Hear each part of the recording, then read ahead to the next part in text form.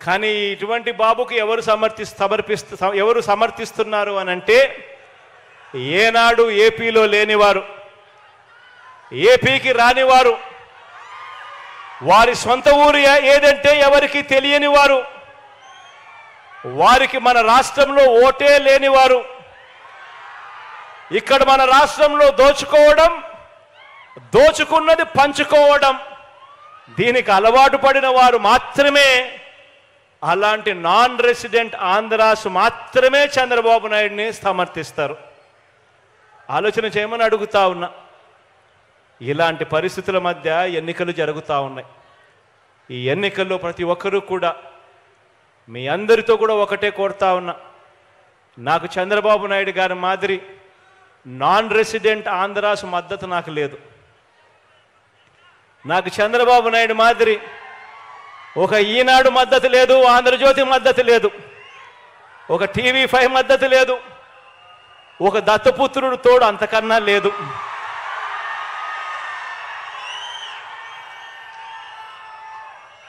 కానీ నేను మీ అందరితో కూడా కోరేది ఒకటే, మీ ఇంట్లో మాత్రం మీకు మంచి జరిగి ఉంటే మాత్రం,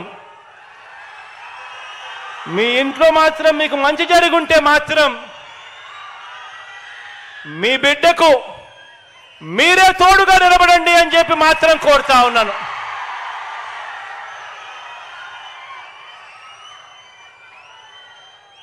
నేను పైన దేవుడిని నమ్ముకున్నాను, కింద మిమ్మల్ని నమ్ముకున్నానే కానీ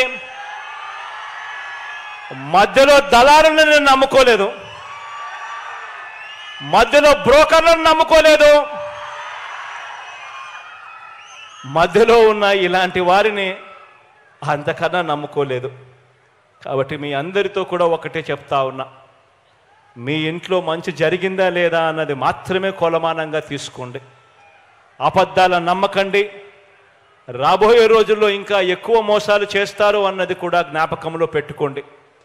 మీకు మంచి చేసింది ఎవరు అన్నది మాత్రమే మీ మనసులో పెట్టుకుని, మీకు మంచి జరిగి ఉంటే మాత్రం మీ బిడ్డకు అండగా తోడుగా మీరే నిలబడండి అని చెప్పి మరొకసారి కోరుతూ, దేవుడి దయతో మీ అందరికీ కూడా ఇంకా మంచి చేసే పరిస్థితులు రావాలి అని, దేవుడి చల్లని దీవెనలు మన ప్రభుత్వం పట్ల ఇంకా ఎక్కువగా ఉండాలని మనసారా కూడా కోరుకుంటూ ఈ కార్యక్రమాన్ని ఇక ప్రారంభిస్తా ఉన్నాము.